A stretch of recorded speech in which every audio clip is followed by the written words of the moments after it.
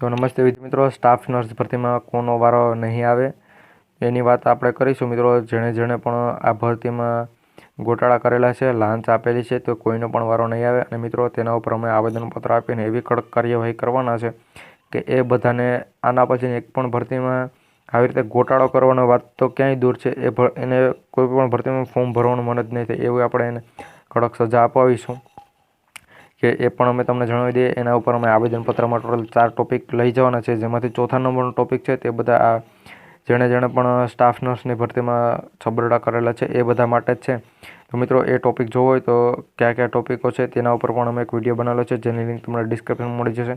તેમાં જો હજુ સુધી તમે તમારો મંતવ્ય નથી રજૂ કર્યો તો કરી આપજો, તો જ મિત્રો અમે તે આવેદનપત્ર દેવા જવાના છે. અને મિત્રો, કટ ઓફ પણ ઓલરેડી અમે એક વિડીયો બનાવેલો છે, જે વિડીયો તમને તેની લિંક પણ મિત્રો ડિસ્ક્રિપ્શનમાં પ્રોવાઈડ કરી આપશું. કોનો વારો નહીં આવે તો મિત્રો જેણે પણ માર્ક ઓછા છે, અથવા મિત્રો જેણે સબસ્ક્રાઈબ કરી લેજો ચેનલને.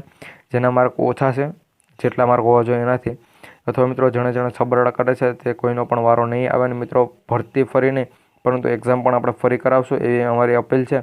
તો આપણી ચેનલ સાથે જોડાયેલા રહેજો. વિડીયો પણ તમારા મિત્રો સુધી શેર કરી દેજો.